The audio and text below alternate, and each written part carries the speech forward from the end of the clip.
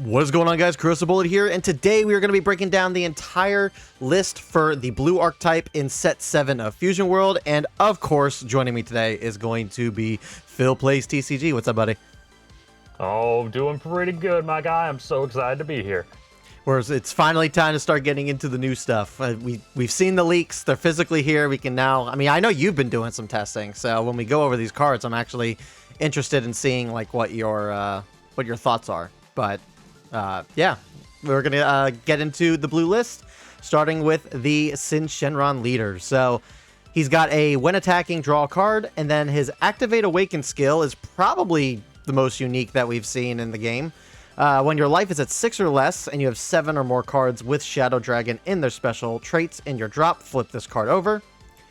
And then once flipped over, he still draws when he attacks, but he's got a permanent skill on your turn that when you would pay the cost of an extra with Shadow Dragon and its special traits from your hand, once per turn, you may place the same number of cards with Shadow Dragon in their special traits as that card's cost from your drop at the bottom of the deck in a random order instead. That was a lot to say off just a leader skill. Oh my god.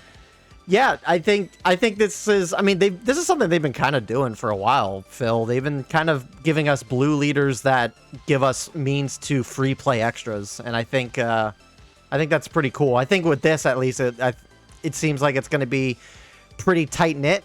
It works within itself, and I mean, yeah, just being able to free play just any by, milling your stuff into your drop and then using your stuff in the drop as cost for your extras, putting it back in your deck. There's no threat of decking out in any way. And then just being a semi-defensive leader and being able to awaken at 6 life, I think is also kind of crazy too. Like, I would probably say this is a B leader. Oh yeah, I mean, taking everything you said into account as well, this just feels like they finally figured out what they wanted to do with blue when it comes to self-mill, because we saw it first with the Ultimate Gohan leader, which unfortunately just wasn't very good upon release, and then you had the Vegito leader, which built further on that and was better, but it was much more of a RNG high roll type deck in comparison to the Gohan. Which you actually did have the opportunity to deck out pretty easily if you didn't keep track of what cards are in your deck. This just kind of feels like, hey, we figured it out. Blue's a self-mill deck, and we based it around an entire archetype, around it. And it's great. It's really cool. I like how this leader can can stay at a higher life total, because for the most part, blue control decks like to stay at a higher life, but unfortunately that means that you're stuck on the front side with no special ability in order to maintain that high life total. With this, you're still staying at a decently high life at 6, and with how, honestly, spoiler alert, how easy it is to mill and get the number of Shadow Dragon cards in your drop that you need to awaken, it's super cool. The ability itself, into all the testing we've done with it, it's gross. It's very, very good. I would say, just because I don't want to sound biased or anything, it's a residential blue player here, but this leader, just with everything that they built into it, like how good the archetype is right out of the box, it just feels like the perfected version of what they're trying to turn blue into, getting away from the 7 cards or less in hand. I'll give it a B+. Okay. Yeah, that the only reason I think I would keep it a B, B+ is fine too. The only reason I would keep it at that is just due to the fact that it's Shadow Dragon support, and it's strictly Shadow Dragon support. So yeah, this deck will only ever be as good down the line as the support that it continues to get. True. So now there is one card though that a lot of the community is kind of thinking is a tech piece for this deck, and it's not Shadow Dragon. It's a blue Vegeta. I think it was the 2-cost 20k body that when you swing in with it, you mill the top 3 cards of your deck. Yeah. So, it's pretty solid. It's the only non-Shadow Dragon card I would personally put in this deck. But yeah, you're right. It is going to be limited heavily by Shadow Dragons and all the Shadow Dragon support they print in the future. But it's also really great for beginners because they can just go heavy into this new set and not have to worry about picking up any of the older blue staples. That's true. And there's no spoiler alert, not spoiler alert. There's no secret rare for this deck either. So it's self-contained. You don't need to worry about dropping fat stacks just to bling out your deck. So no Vegito here. So no, but I agree with B. I think B is good. Yeah. Next, nothing crazy. We got the Sin Shenron super combo, which, funny enough, you can actually use the Shenron super combo as your cost, and mill your super combos back into the deck when you use an extra, which is pretty cool. So that was one of the biggest problems I had with like the Gohan and Vegito decks, is that if you self-milled your super combo, you were kind of SOL, and your opponent can be like, oh, he's got one less card in the deck that can be used for defense. Awesome. But nope, they fixed it. They now have a way to put the super combos back into your deck. Now, of course, you have to get them back into your hand in some way, but there also are searcher cards that allow you to grab your super combos now, and that is awesome. Yeah. So I think this is it's a good super combo. It's one of the few times I think I'm ever going to praise a super combo for being a super combo. So we're now 7 sets in, and they still haven't done anything different with the super combos. Like, I feel like Bandai is just being a little lazy with super combos at this point. They need to create something to make someone want to pick a super combo over another. Like, obviously, this one you want to play in Shadow Dragons. Fair. Would never play any other super combo in Shadow Dragons. But, like, why would you play this in a Vegito deck or a Kid Ku deck? Like, I don't know. Maybe this is the Masters player and me talking, but they really need to do.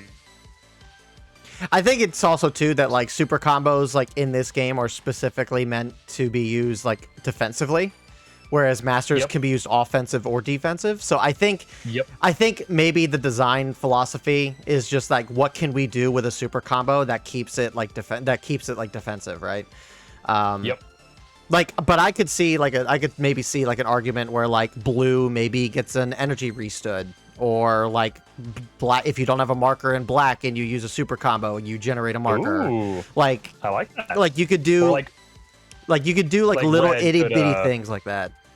Yeah, like red could, minus something like 5k on board as well. Green can punch your opponent. I don't know. Yeah, punch your opponent. But yeah, I think they could do more with it. It's just a matter of how in-depth do they really want to go with it, and how in-depth can they go with it, with them restricting it to only defensive. So we'll have to see. But regardless, at least they're giving us cool alt arts. So the alt arts look sick. All right, so let's get into our first battle card. We got Sin Shenron, 5 cost, 30k power, 10k combo. On play, place the top 2 cards of your deck into the drop. Then activate main, place 7 cards with Shadow Dragon in their special traits from your drop at the bottom of their owner's deck in a random order. Then return this card from a battle area to its owner's hand. If your leader is Shadow Dragon and its special traits, play up to 1 Omega Shenron from your hand. Card's gas. Card is absolute gas. I'll explain here. So this last weekend, I played a bunch of games into the Shadow Dragon deck. In this combo was always so is painful. Basically, for 5 energy, you're getting a 30k body, which I think, like, that's somewhat decent. Rumshy, basically. Yeah, basically. It's 10k combo, so it's never dead in hand. It's always going to be good combo fodder. It helps you put more cards into your discard pile that you need, and then you could swing with it for 30, and then just be like, cool, play 7 cards, place 7 Shadow Dragons, because it doesn't say specifically like different Shadow Dragons, it just says 7 Shadow Dragons in total. And then you get to free play I believe the Omega Shenron is an 8 cost, really big body that can put a lot of pressure on you. So you're essentially paying 5, getting a 30k swing, to then play an 8 cost with an even bigger swing. I think this card, honestly, if we're using the letter grading, specifically like for how good this card is in general, it's never going to be good in any other deck. It's specifically only this leader. But if we're saying how good this card is in the Shadow Dragon deck in particular, personally, it's an A or A minus. Okay. Yeah, I would probably say that for me, just because I think the being at leader locked, I think does hurt the card in its general capacity. Absolutely. I would probably say, yeah, B plus maybe. But if we're talking like within the deck itself, like what the deck is trying to do, yeah, A minus probably. Absolutely. Yeah, I'd agree with that. Sick. Next, we got our Rage Shenron combo pieces. So we got 3 cost, 10k power, 10k combo. Rage Shenron. On play, place the top 2 of your deck into their owner's drop. Activate main, place this card in a battle area into the owner's drop. If your leader has Shadow Dragon and special traits, you can play up to 1 Rage Shenron with a cost of 4 from your drop. And that leads into the 4 cost Rage Shenron, which is 4 cost, 30k power, 5k combo, who is just a crit body. So there's one thing about this deck that I like and I dislike. It's the fact that there's a lot of pieces in here that do set you up for what your leader wants to do. However, a lot of the combo pieces, at least in my opinion, feel semi-underwhelming. I like this, the 3 cost Rage Shenron being able to mill your top 2, and then you place this in the drop, making 3 cards in your drop is really good. Being able to free play out a stronger body is also really good. But this Rage Shenron can't do anything by himself because he's only a 10k power card. Yep. And his 30k body that he plays out is just a crit body, which 30k crit is really strong. Like we see that TN in the World Tournament deck is as strong as it is because of his stat line that he does. But he's also doing more for what for what blue decks want to do in general. So if I had to give these cards a grade, I would definitely say this Rage Shenron, the 3 cost Rage Shenron's probably like C plus. And then Crit Shenron, I think, is maybe C minus. Okay, so this actually, funny enough, this came up in conversation over the weekend while we were doing testing. When this happened, it really hurt because if you play this on curve and you're lucky enough to have the 4 cost in your discard pile, it's a really good combo. Like on turn 3, getting a 30k crit body is pretty impressive. Oh, I misread that. I didn't realize that it comes from the drop, not your hand. Okay. Oh, yep. So that having the 4 cost being a drop does take a little bit of RNG, no doubt. But like there's another layer to this card you can look at. Like you could play this for 3. You can swing with it by comboing a card from your hand to make it a 15 or a 20k body, which then you're putting another card in your discard pile, which is what you need. And then you could even be like, hey, I got the 4 cost in my hand. Cool. Swing with the 3 cost, combo the 4 cost from hand, goes in the discard pile. I now have a 15k body swinging in, so it does apply pressure. Then I get rid of it to play that 30k crit from the drop to swing again for 30 crit. That's really, really good. Now, like I said, though, it's all about if you're lucky enough to have these cards in the correct spots they need to be. A lot of times during our practicing, I think he was only able to pull this off twice. And we played probably like 8 or so games, specifically just into Sin Shenron. So most of the time, he was not able to get the right combo off. So he felt like it wasn't maybe as needed. But I still think there's a reason to run it. Maybe you don't want to max this out at 4 copies and 4 copies. Yeah. But there's still, like, if you see the combo, it's really good. If you don't see the combo, worst case, you just combo with it. It's another card in your discard pile. Like, there's a couple things to it. But yeah, I think I give it like a C. Yeah, that was where my mentality kind of was with it. Was just like, yeah, like it doesn't feel like a combo piece that you'd want to run at a full play set of. And it is RNG dependent. So being from the drop, I think probably makes it maybe a little better than from hand. Because, I mean, because in a way, like you could just combo because he's 5k combo. Like if your opponent's leader is somehow unawakened, like you combo this for swing for 15 and you already set yourself up for it. So, yeah, I'd agree with that. All right, then we got our first SR. We got Black Smoke Dragon. Alt art looks very sick. I love it. One cost, 5k power, 0 combo, blocker, where on play, if your leader is Shadow Dragon and its special traits, you look at 3 cards from the top of your deck, reveal 1 non-Black Smoke Dragon with a cost of 5 or less and Shadow Dragon and its special traits added to your hand, and then the rest go to your drop. Honestly, card is so good. My only problem with it is it's a 1 cost searcher that typically you always want to run. I don't like the fact that it's now locked behind the SR rarity, because that means you're just like a card that you typically want to run 4 copies of. This card, I can imagine, is going to be pretty expensive because of that. But I think it's got it's got great keywords. You know, being a 1 cost blocker. Sure, blocker doesn't do a whole lot, but at least having a blocker on turn 1 that also top searches and puts the rest into your drop, it's a solid card. I give it, in the context of just the Shadow Dragon deck, I give it a B. In context of everything else, you know, you're never gonna run this in anything else. It's like a D.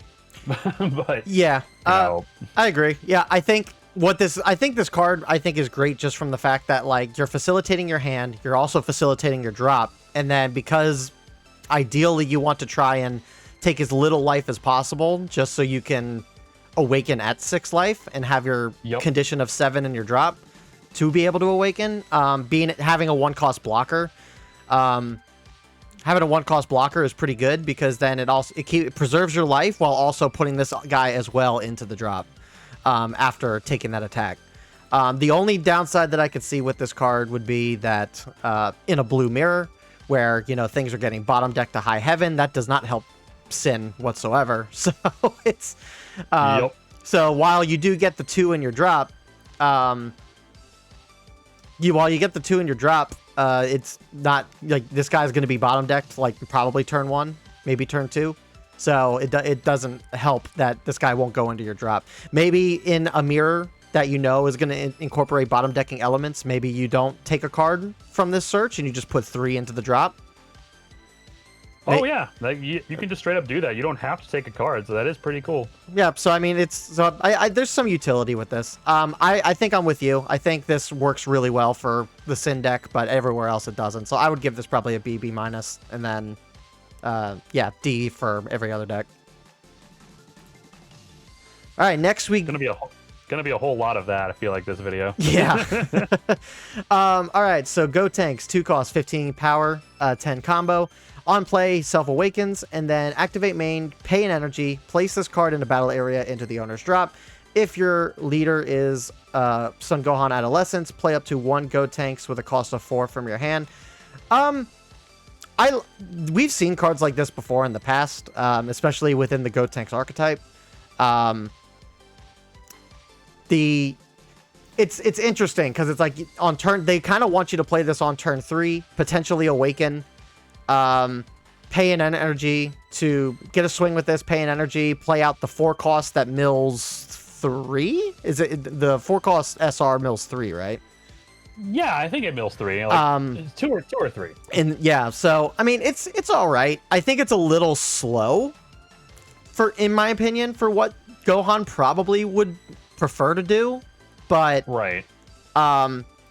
I guess it's a tech piece where I guess on the off chance that like you don't have a card that can mill you on turn 3, like this helps you to potentially get to that point. So, I'd probably give this C.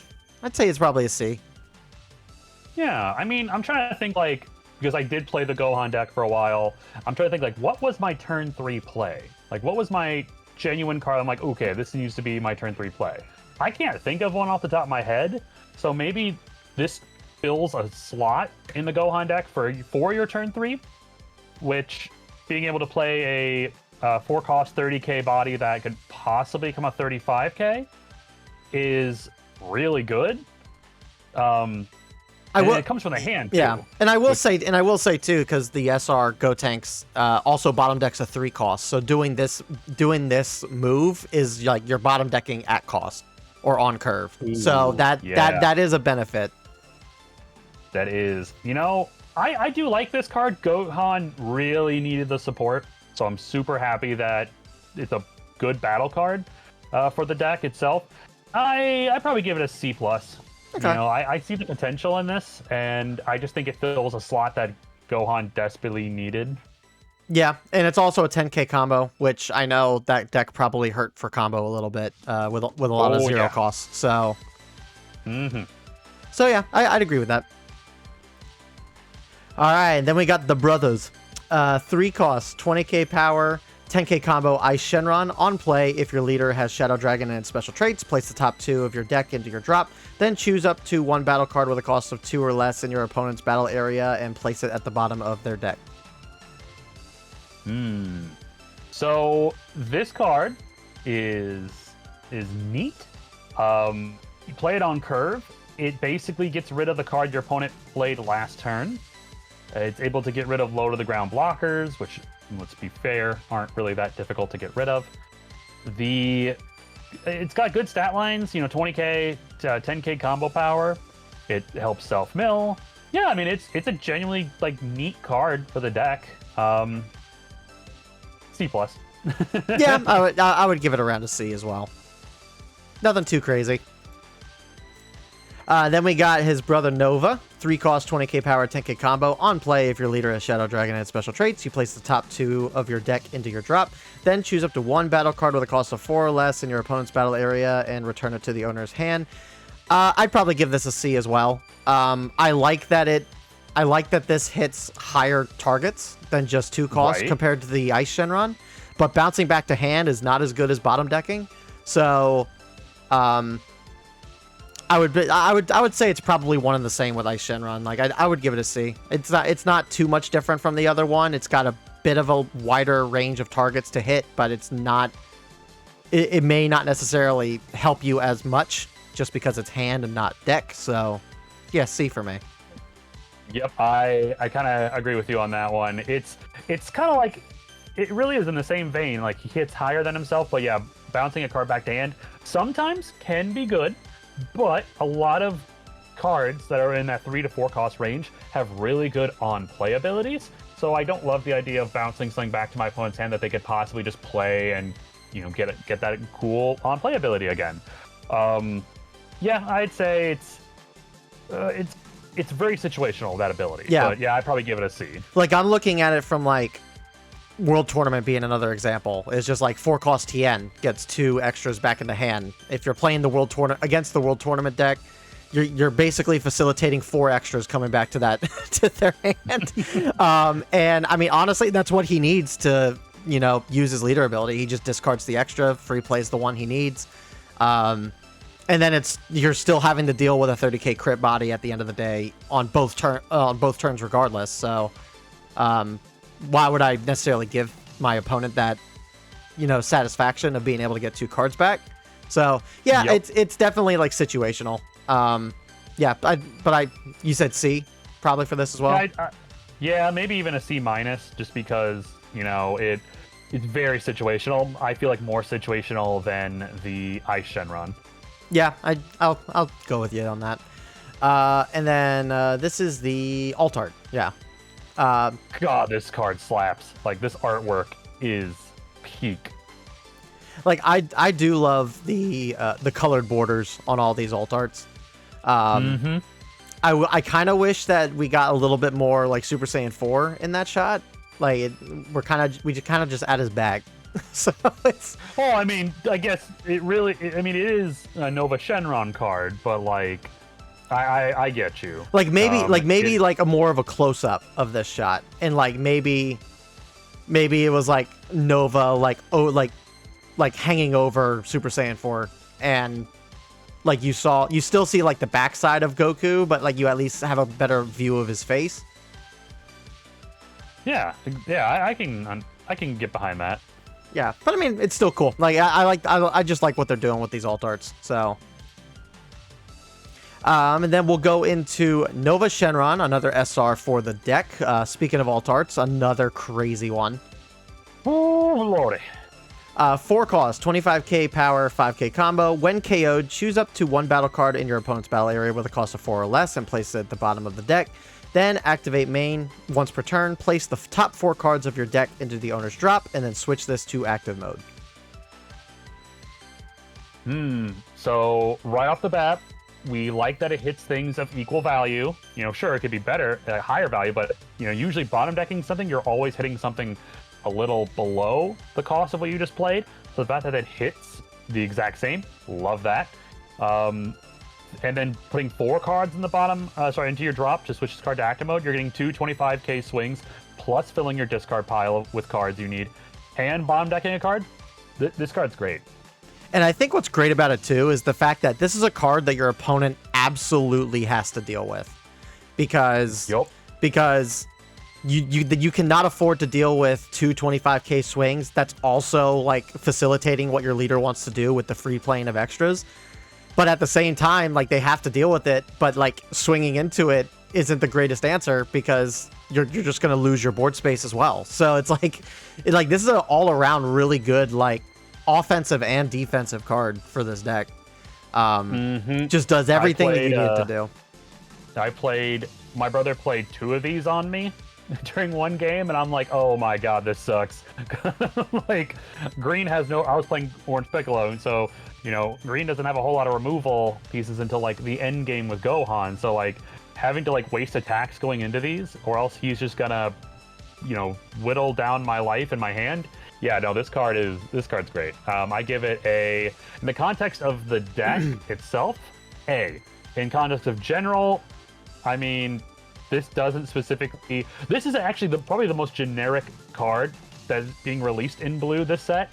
It doesn't have anything to do with Shadow Dragon. You don't have to, you know, you don't have to have a certain amount of Shadow Dragons in your discard. Your leader doesn't have to be a Shadow Dragon. Overall, I think it's like a B card in general. Yeah, because I was thinking, like, you could probably, in some Fringe cases, you could probably use this in Gohan. Oh, absolutely. You can mill the top 2. You get 2 25k swings, and then, like, if you have open energy, you maybe mill the pieces that you need to play out your Vegitos in Gohan. Like, I think you could probably run maybe 2 copies of this in Gohan and actually have it do some work for you. Yeah, I agree. Yeah, I would give. Yep, I'd say the same thing. B in every other deck. A in Shadow Dragon. All right, next we get, yep, and then we get our final SR, I believe, of the set here. We have Omega Shenron. 5 costs, 35k power, no combo, permanent. If you have 7 or more cards in your drop, this card cannot be removed from the battle area by opponent's skills. And then on play, you look at 7 cards from the top of your deck, reveal any number of extras with Shadow Dragon and their special traits, and add them to your hand. Place the rest into the owner's drop. So this is a cool combo piece with the other 5 costs, the Sin Shenron. Yep. Swing for 30. Bounce it back to hand, put 7 into the drop. It automatically facilitates the permanent skill, which is pretty strong. Like, just thinking about it, like that 5 cost automatically facilitates this, like, evolution card to an extent.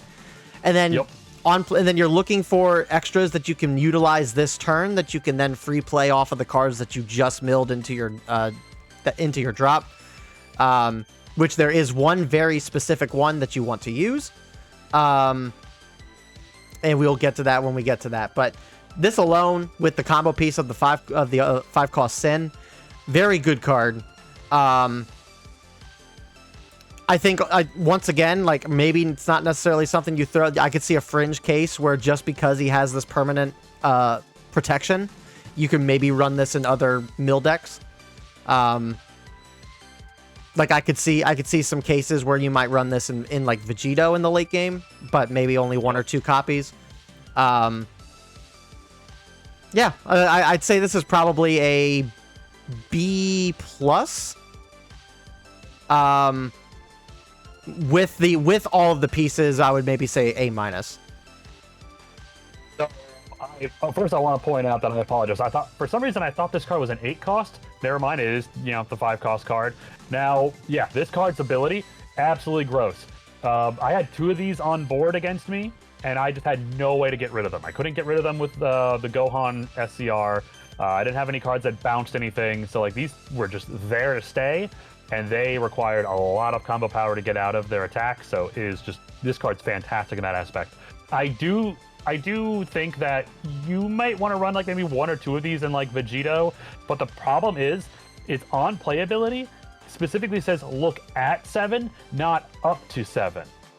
So regardless if you play this, you have to look at the top 7. Oh, you do mill. Yeah. Yep, and you have to find any extras that solely include Shadow Dragon. Now, you can maybe run a Shadow Dragon extra in your deck, but let's be real here.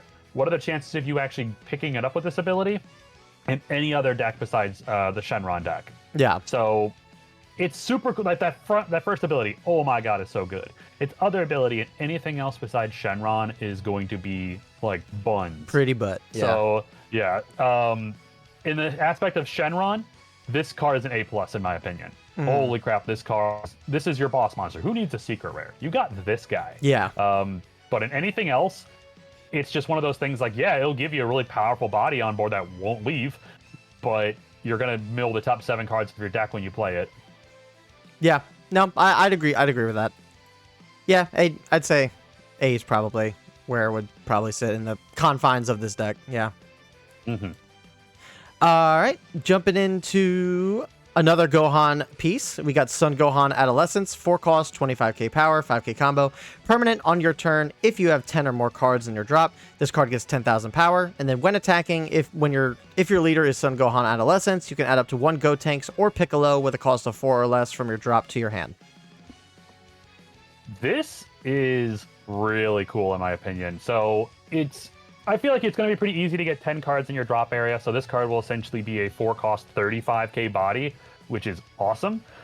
And then the fact that you get to, when attacking, it's not on play. So you can do this every turn that this stays on board. You're able to grab a Piccolo or a Gotenks, which, let's be real here, more than likely you're going to pick up the 4 cost Gotenks that bottom deck's a 3 cost and is another up to 35k swinger every turn. Like, this is a really cool card. I think I give this, specifically in Gohan, a B+, but like everything else, I mean, D, because you can only really run it in Gohan. Is there what's a good, like, I don't know the Gohan deck well enough. Like, that was a deck that like I didn't even like bother touching. What's like a good Piccolo card that you would run in that deck that you would pick up? Like, the only thing I can think of is like the 3 cost that gets you an extra bag. I think that really is it. I can't think of a single like Piccolo card that was a 4 cost, like was around 3 or 4 cost that wasn't that card.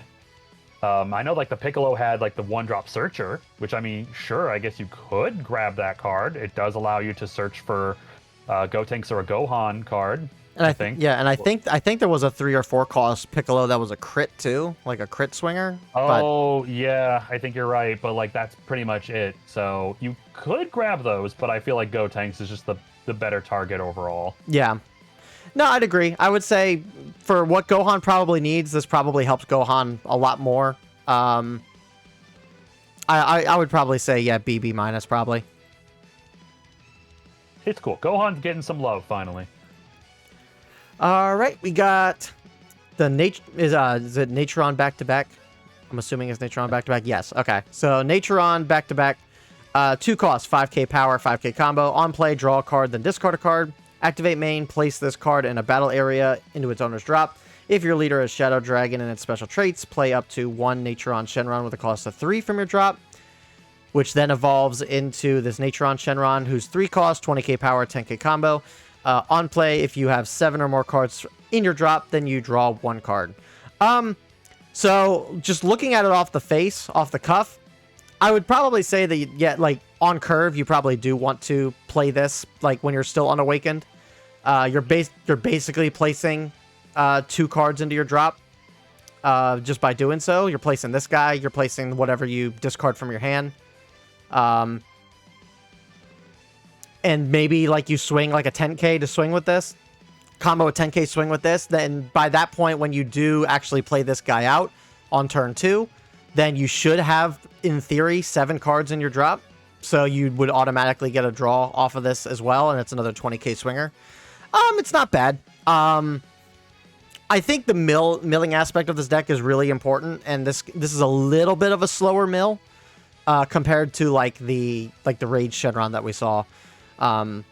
So I would maybe give this. I'd probably give this the same rating as the Rage Shenron combo pieces. Like it's probably you probably want to run more of this than the Rage Shenron pieces, just because it's more for your early game. But but I would say probably C plus still.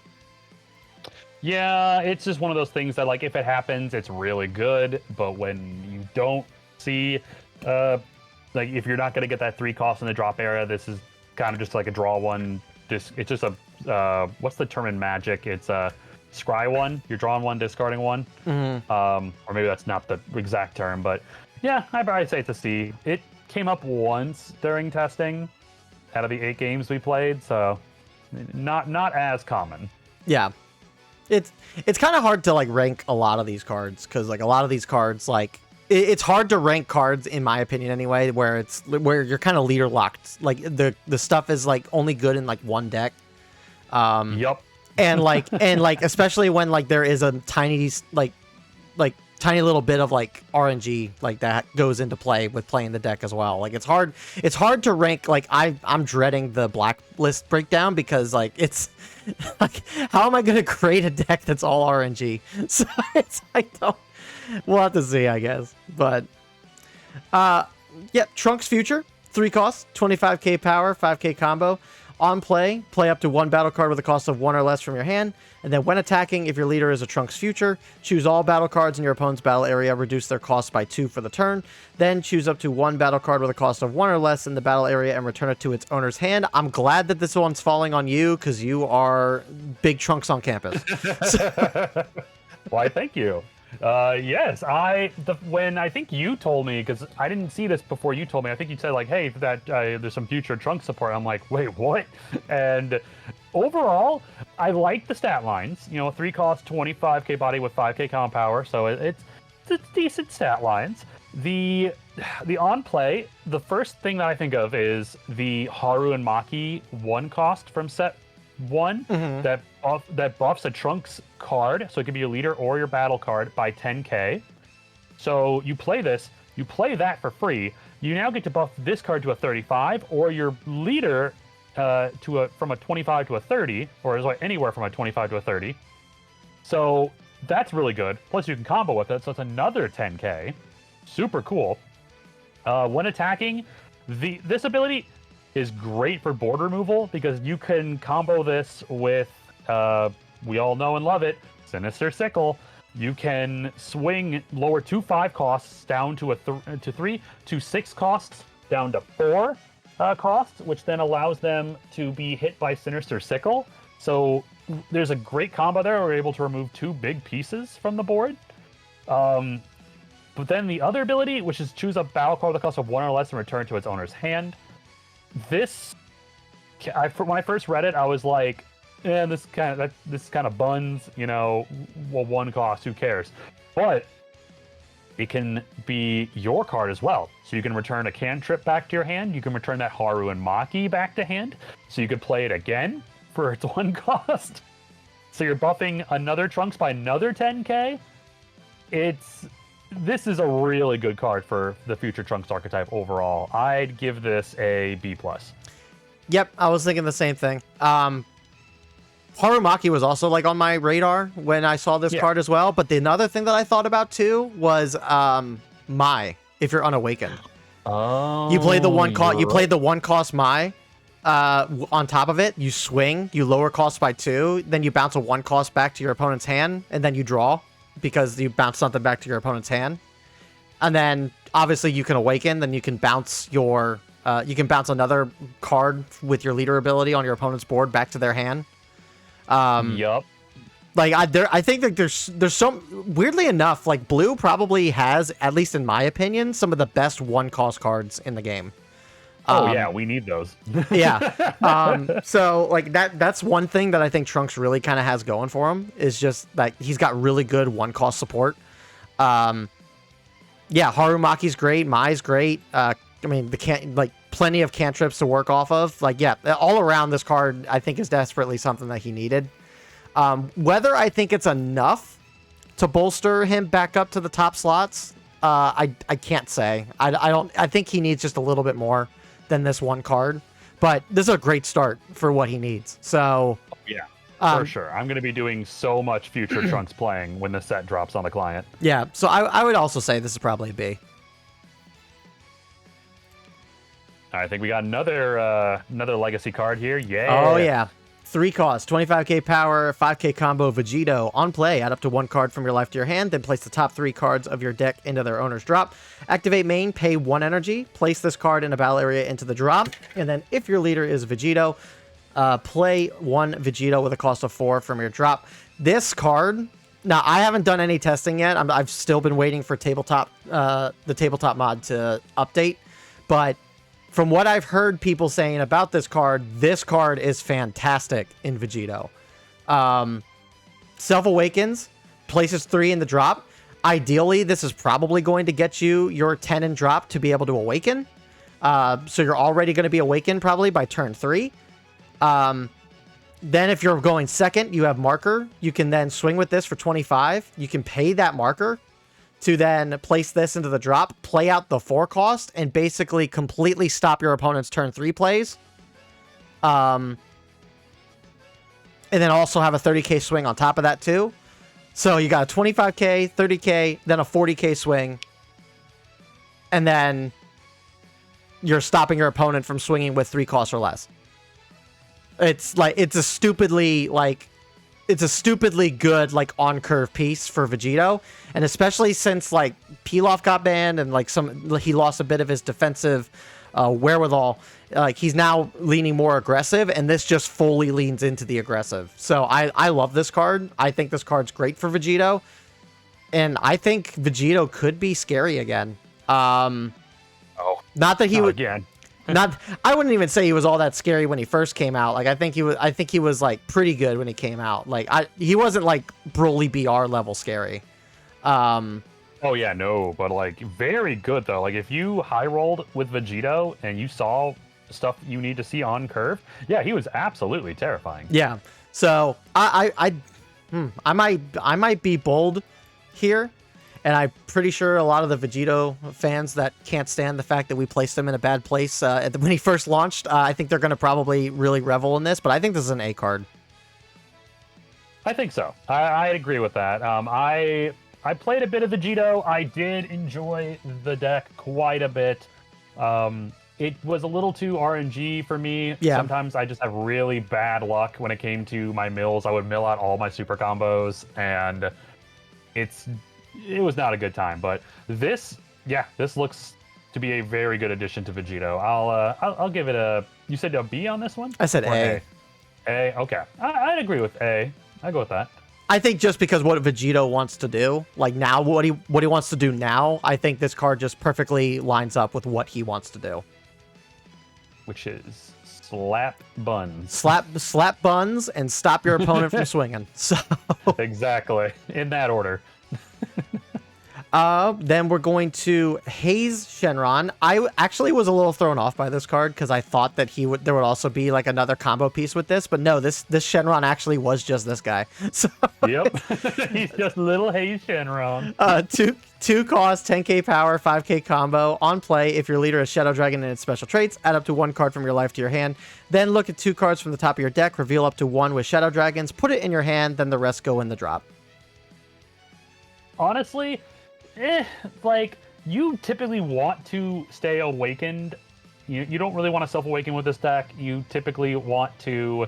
Well, I mean, you want to self-awaken in the way that you're going to have the highest life total being at 6. Maybe just playing on your turn 2 on curve is not awful because it does allow you to draw an extra card, and then you get to, draw another card on the top of your life while placing a card into the drop area. But overall, this card, in the vacuum of just the Shadow Dragon list, it's not as important as a lot of the other ones we looked at.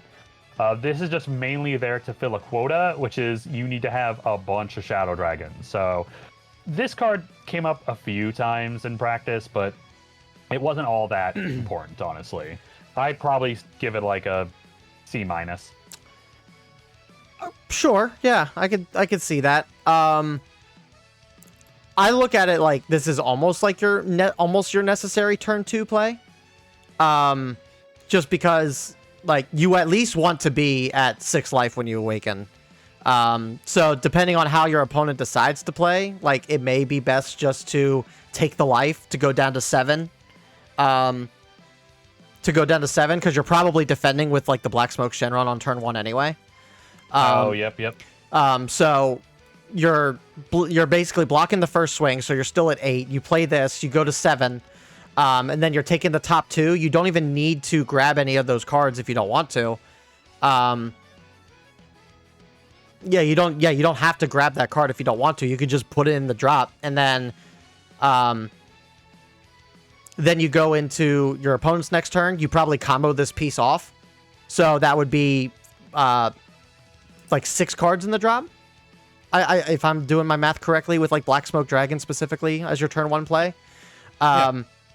7, I guess, with Black Smoke Dragon. So you would be at the 7 condition. You would probably take a leader swing from your opponent, and then whatever they swung with you next, if they swung with you again, you would just combo this off. And even if they don't, then you would just swing with this, combo something. You could swing with this as it's a combo piece that you could swing in, do some damage, play something else to help you awaken, and then I'm getting way too involved with it, just like off the top of my head. I'm already like listening to what I'm saying, and I'm rambling. So no, you're fine. So I think there's more utility for this than I think. I think a lot of people will probably look at this and think like, oh, it's not all that, and like some of the combo pieces might be a little bit better than this. I just see this as like you're already being semi-defensive with the leader anyway. Like playing this to help you self-awaken to get to that 6 life, I think it's almost necessary. Because if I'm go back to some of these other cards, I don't think a lot of these cards have like awakening conditions, right? Yeah, no. Like Rage Shenron doesn't have any self-awakening. Naturon doesn't have any self-awakening. Like that's your only like self-awakener in this deck. Unless you're running, like, I guess, the Vegeta that you mentioned at the beginning of the video. Oh, you're right. Yeah, I mean, like, I think that's kind of like the main thing. It just allows you to, that Vegeta just helps you get more cards into your drop area. The sooner, the better. But yeah, I mean, he helps. I guess, yeah. I'll probably change mine to like a C. Yeah, I was gonna put him at a C regardless. I wasn't like trying to talk him up in any way, but it was. I would definitely. Let me tell you why he's awesome. He's an A card, and you're gonna like it. Look at him. He's so cool. He's like an evil Kermit the Frog. Yeah, no, I would give this a C. I'd give him a C. Oh, Haze. Next, we have the Oceanus Shenron combo piece. Curious on what your thoughts are going to be on this. So 2 cost, 5k power, 5k combo. On play, choose up to 1 battle card in your opponent's battle area with a cost of 1 or less and place it in the bottom of the owner's deck. Then activate main, place this card in a battle area into its owner's drop. If your leader has Shadow Dragon in the special traits, play up to 1 Oceanus Shenron with a cost of 3 from your drop. Then we go to the 3-cost Oceanus, who's 20k power, 10k combo, blocker. On play, you place 2 cards into your drop. Then this card cannot attack for the turn. Weird. Yeah. It's all coming back to me. You know, funny enough, like after all, like the week after I've been practicing with it, against it. So once again, this is like just another one of those combo pieces. Like if you see the cards in the discard pile when you get them in hand and when you play them on curve, it's actually not that bad. The 2-cost Oceanus came up quite a bit. Pretty much it was always like the turn 2 play, because you're able to just like you're able to get rid of the cantrip. You're then able to, like, God forbid, if you're able to have the Oceanus in your discard pile, like where you could just swing with this 5k body, you combo the 3-cost Oceanus, you're now swinging in for 15. Cool. Activate main, play that Oceanus from your discard pile, and now you have a 20k blocker that also just milled the top 2 cards of your deck. This surprisingly came up much more often than like the what was the other one? It Yeah, Natron. It came out more often than Natron Shenron combo, but it was pretty interesting. This combo in general, it's better than the Natron Shenron combo, but I don't know. It might be like tied with the Rage Shenron combo for me, but I think the 2-cost card, the 2-cost Oceanus, is just a great play to get rid of your opponent's turn 1 play, whatever the case may be, whatever card they played, and then just possibly having a 20k blocker to start your next turn. It's not bad. It's pretty solid. C+. Okay. Yeah, because I was thinking the same thing. Like, ideally, if you don't have this combo, Haze is probably the way you'd want to go. But, yeah, I see a lot more viability with this over Haze on turn 2. Just for what you said. Like, you're bottom decking a cantrip, and then you're swinging with this, potentially comboing the Oceanus if you have a Milder. And then, so you get a 15k swing, and then you put this in the drop to then play this out. You get 2 more cards in your drop, and then it's a blocker to keep you at 6 life going into the next turn. Because you'll take a leader swing more than likely, and then you're at 6, and then and then you just block whatever comes after. Yeah, I mean, I saw this when this card was initially revealed. I think it might have been. This was like early on. Like, this was one of the ones that happened in like the big bulk reveal. And it was before we saw the full picture of what everything else was kind of doing. Initially, I thought, like, it made no sense for this to not have an attack, at least to me, like, in theory, because it's like it's a blocker. Like, you're not playing this out to be a swinger. You're playing this out to be a blocker over anything else, especially in this deck. Like it's just weird. Like, the way that they release this card to me just comes off as a little weird. Yeah, it's a very odd, like, way. It's like, okay, cool, you play this card, you mill top 2, and then it doesn't get to attack. Like, that's kind of rude. Like, give me the opportunity to attack with it at least. Yeah, but I get it. That, like, on turn 2 to have a 20k body swing, I guess, it can be semi aggro, and I maybe can understand the sentiment of not wanting to have something like that on the board. But at the same exact time, it's like we know what this deck wants to do. So, and it's not the intent. Like, the intention with this card is not even to, like, swing with it anyway. So I don't understand why they wouldn't why the necessity of adding this in. But maybe that's just me. Maybe I'm stupid. So. I mean, no, I think you're right though. Like, they didn't want this to be too aggressive, but they wanted to at least give you a good defensive piece at least. Yeah. So I'd say C as well. All right, then we're going to get into all the extras, and then we can wrap it up. So we got Whirlwind Spin. 2-cost, permanent, opponent's turn. When you would pay the cost of this card in your hand, you may discard 1 card with Shadow Dragon in its special traits, other than this card from your hand instead. And then activate battle. Your card that is in a battle gets 20,000 power, and then all 1 cost or less on your opponent's board gets bottom decked. I saw a lot of rhetoric on this card saying that this card sucks. I beg to differ. This card is crazy strong. Yeah, I'm gonna have to read this one more time just to, like, remember. So so basically what it is that it's a defensive extra card where instead of paying the 2 energy defensive, you could just discard a Shadow Dragon, which facilitates what Omega wants to do anyway. Yep. And then, because basically this is a backup card for when you don't have stuff in the drop. Because ideally, you're probably going to be using the cards in your drop to free play extras quite often in your matchup. Yep. So this is to not only help you facilitate your drop back again, but it's also meant to as a deterrent from when you are, like, out of cards in your drop. And then it's a super combo that bottom decks 1 costs. Like, this could go, like, a long way towards, like, the end of a game. Just removing extra like cantrips and stuff on board. It's like I love this card. I think this card's great. I'd probably give it a B+. Yeah, I'd go up there with the B. Like, it's especially in decks that just like want to like they're going in for their last turn. They're playing a bunch of cantrips to draw a bunch of cards so they can get more combo fodder.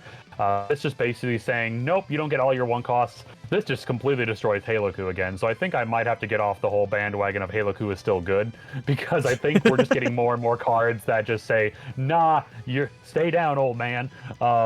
This being a free 20k boost by discarding a card from hand, which is what you want to do anyway. Yeah, it's solid and it's searchable. Like, remember, you can grab this off of the 5 cost 35k Omega Shenron, because he says grab any amount of extra cards off the top 7. So you can grab like a couple of these if you want to build up your hand for defensive purposes. Like this card's really solid. I give it a B as well. Yeah. I think this card's great. I don't know why people think it's bad. maybe it's because the bottom decking of the 1 cost like seems underwhelming, but I still think it's great just because it's a super combo that you can just ditch a card and that's it. Like, yep, exactly. Then we got Dragon Thunder, 3 cost. Activate main, draw 2 cards, then your opponent can't activate blocker for the turn.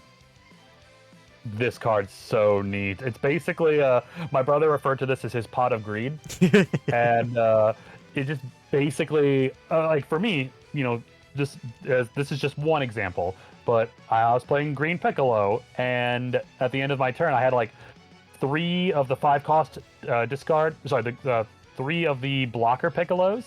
He plays his card and he's like, no blocks. I'm like, huh, okay, that's cool. And you get 2 more cards to, combo with possibly. Love that. And like this basically just won't let your opponent turtle up and hide behind blockers. Plus it gives you more cards to work with. Like easy B, possibly B+. Yeah, I feel like this card is more meant for like one specific type of deck.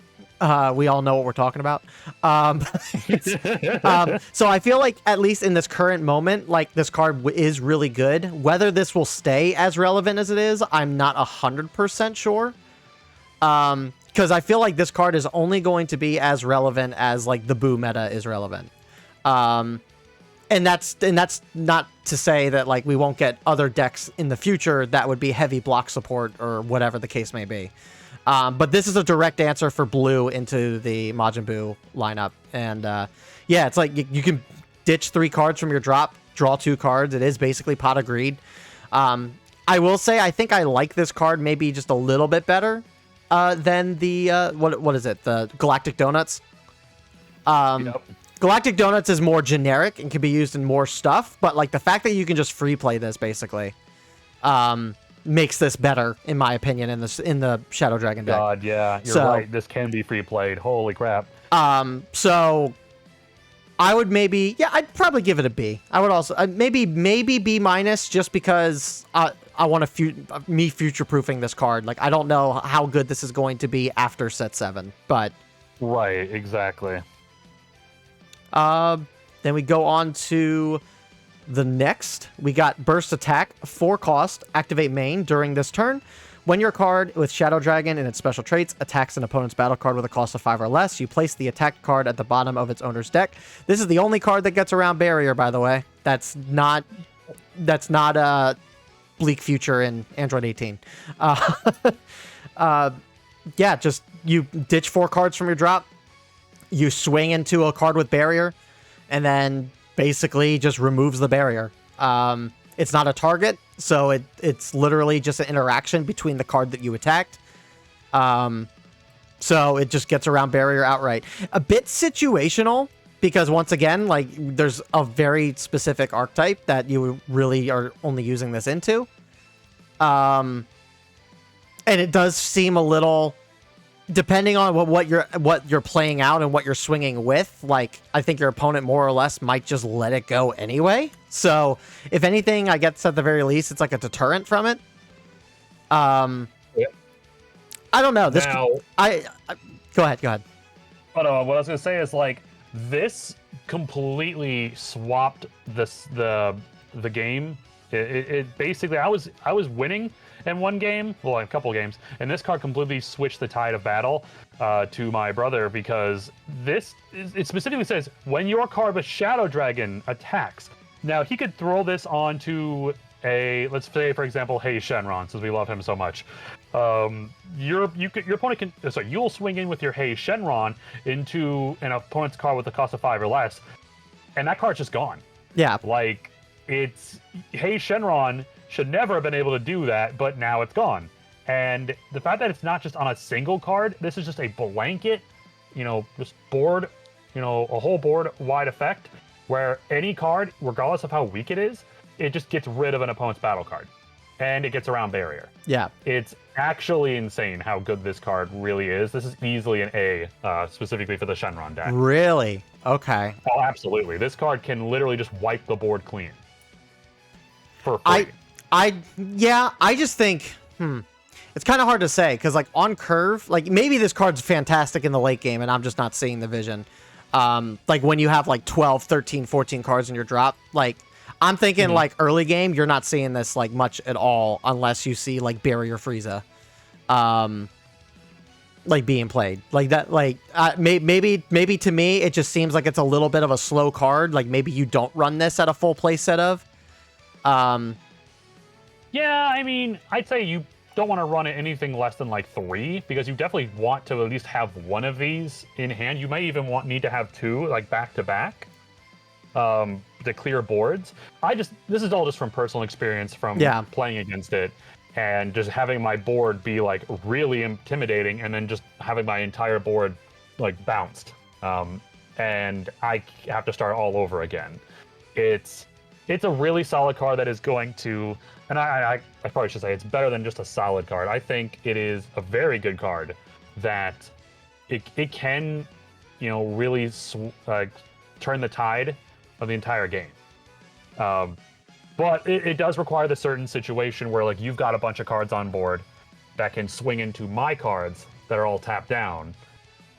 So it is situational, I'll give you that. But like, when you pull this off and you're able to just get rid of your entire opponent's board, it's a good feeling. Okay, I'll take your word for it. I think I'm just gonna put it at a B just to be safe. Yeah. But I can see where you're coming from with it as well. It's gross.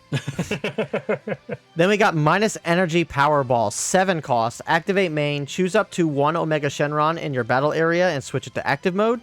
Then if you have 7 or more cards in your drop, the card chosen by this skill gains double strike and 20,000 power for the turn. I mean, I already know how I feel about this card. You let me know. So, honestly, I think this card maybe only came up once all of our practice games. It's very situational because you either have to pay 7 energy for it, or you have to, pay, like, get 7 cards out of your discard pile to play it. And at that point, you may not have 7 or more cards in your drop to use the ability. So you're mostly just going to be paying the 7 to use it. The idea that you throw this on your 35k Shenron that now becomes a 55k in double strike is very intimidating. But because I don't think you run a whole lot of copies of this. You maybe run like 2 of it, maybe 3 if you just want to be sure you get it. But it's just, it's good. Don't get me wrong. It's a very solid card, but it just kind of gives you that same feeling of like the 5-drop green card that Gohan gets. Sorry, Piccolo gets. To buff up one of his Gohans by 20k and double. And that card's like very situational as well. I give this probably a C+. See, I was leaning more towards B just because you mentioned the fact of like cost, right? Like not maybe having the drop, but like if you're doing the combo, right? Like if you're doing the combo, you're getting 7 cards in your drop just by doing the SR Omega Shenron anyway.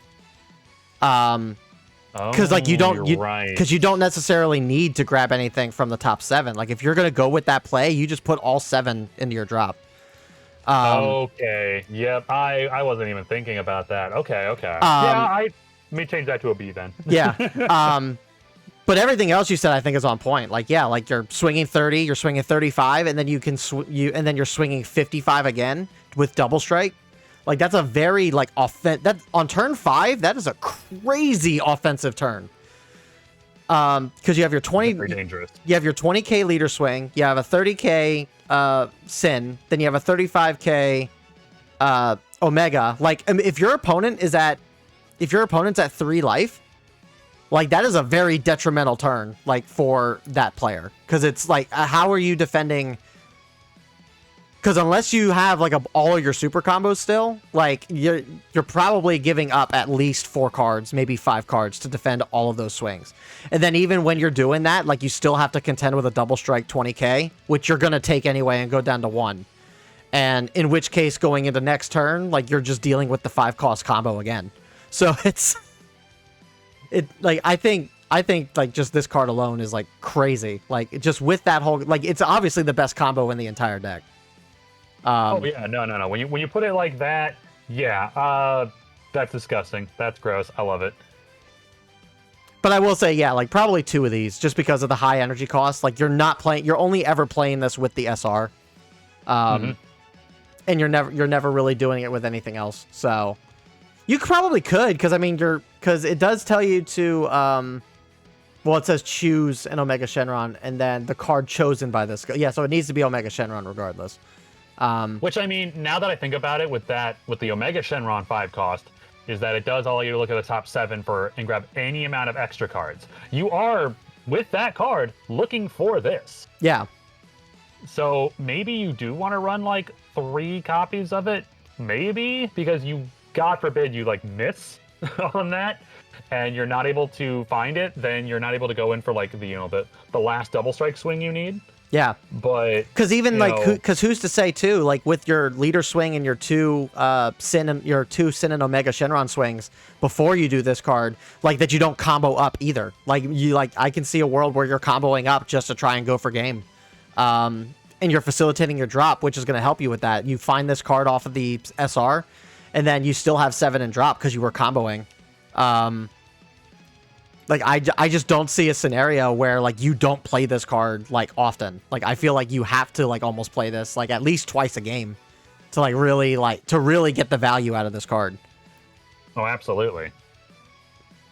So, yeah, I'd say it's just a B, though. Like, it's definitely, like, I definitely think, like, the SR is probably, like, the best card in the set, but that card, is a foil to that card, so. Yep, exactly. Then the last card that we have to talk about is Great, I'm in Time. 7 cost. Activate main, place the top 3 cards of your deck into the owner's drop, draw 1 card, then play up to 2 battle cards with different card names, saying in their special traits, and a total cost of 6 or less from your drop. I already said I'm not the biggest fan of Gohan as a whole. I feel like most people aren't, but right. This feels really slow.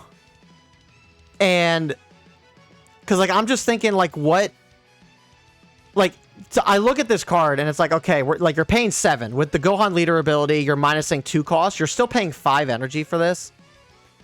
And you're playing up to 2 battle cards with different name and sayings from your traits. Like, you're like the only thing that I'm thinking off the top of my head is like you're either doing the 4 cost Vegito into a 6 cost Vegito, or you're playing Vegito outright, or you're playing Gotenks and maybe like a fodder, like Self Awakener, like 2 cost card that like is only gonna get you so far. Like I feel like it just feels slow. And the biggest crux that I have, at least with Gohan, is just the fact that like his extra cards, you have to pay a lot for his extras. Yep. And it's just I again, like, you're doing all of this to maybe get a Vegito out at 5 energy. Like I don't know if that's like good enough. Yeah, honestly, like his battle card support that he got this set is a lot better than I think than this card is. I think so. Yeah, this is the problem with Gohan in general, is that his extras, which he heavily relies on, and they have to be such specific cards. You know, they have to have both the Earthling and Saiyan tag. It's just, I don't know why they can't give them just a really good cheap extra.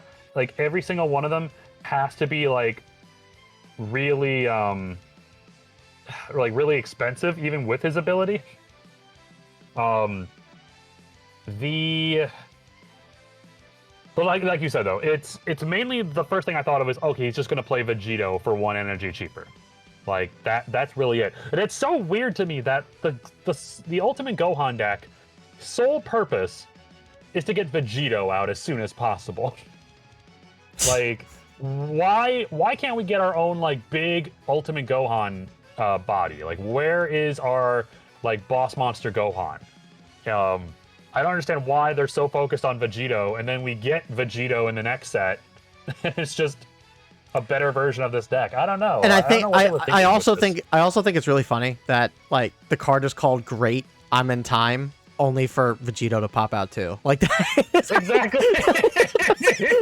It doesn't like make what sense. were they thinking? What were they thinking? Like I mean, great. This is awesome. Where's Vegito? Yeah, I mean, to be fair, like, you could play out the new Gohan support with this, with the new Gotenks support that came with this. Like, this card, like, facilitates both those cards that were revealed. Oh, yeah. So, like, there are options. It's just, I don't know why you would pay 5 energy to play out a 35k body and then, like, a 15k body. Yeah, I don't know. This card just... It's just another option to try to get Vegito out sooner. Like which isn't bad, yeah. But... Like, maybe 6 energy, Yeah, like, maybe 6 energy, you can pay this out for 5, and you play out the Gohan and the 2-cost trunk, or Gotenks, and then you pay the extra energy for the Gotenks to bring out the 4-cost. Like, I can see some play line with that. And you're doing all that for 6 energy. 2 4-costs on the board for 6. That's what, 8? Yeah, that's 8 energy for 6 that you're paying. Plus leader swing. I don't know, but you're also like discarding cards like just to get the cheap and cost effect too. Like I don't know, it feels awkward. Yeah, I'm not a huge fan of this one. I'll give this a C for the benefit of the doubt. Like I want to imagine that there's a world where this card actually sees play. And it's actually very good, and we're just ragging on Gohan for the sake of ragging on Gohan. But I'll give this the benefit of the doubt and give it a C, just because I think there is probably something, and we're just not seeing it. Yeah, and maybe give this like a C minus. But like like you said, maybe there's something good with this that we're just not seeing. But like God forbid, just give Gohan a Gohan boss monster, please. Yeah, he needs it. But with that, it really does. But with that said, that is the list for blue. Yeah, that's all there is. Let me know what you guys think down in the comment section below. What you guys think of Sin Shenron, Omega Shenron? I think Omega is probably going to be the top blue deck going into next set. I don't think there's any ifs, ands, or buts about it. Hands down. Phil, where can what's going on with your life? Where can people find you? Oh man, well, you know, if you, I know I'm a pretty up and coming YouTuber, but you can find me over at Phil Plays TCG. I do lots of Dragon Ball Super Fusion World content, as well as occasional One Piece videos and Dragon Ball Super Masters. You know, the game that came out before this one. You can find all that over on my channel. I also do a lot of collaborating videos with Corrosive Bullet here because he is an absolute gentleman and a scholar. You should subscribe to him, as a favor to me, because it was my birthday like a week ago. You should do that for me. Happy birthday. Thank you.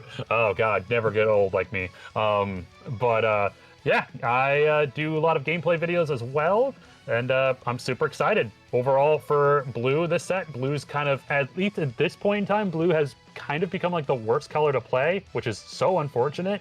Maybe it's not the worst, but it's definitely at the near the bottom. This Omega / Sin, Sha my shins. Omega is going to be a very good deck. Just from my playing, it's very good. A lot of the support we got for older blue decks is really good too.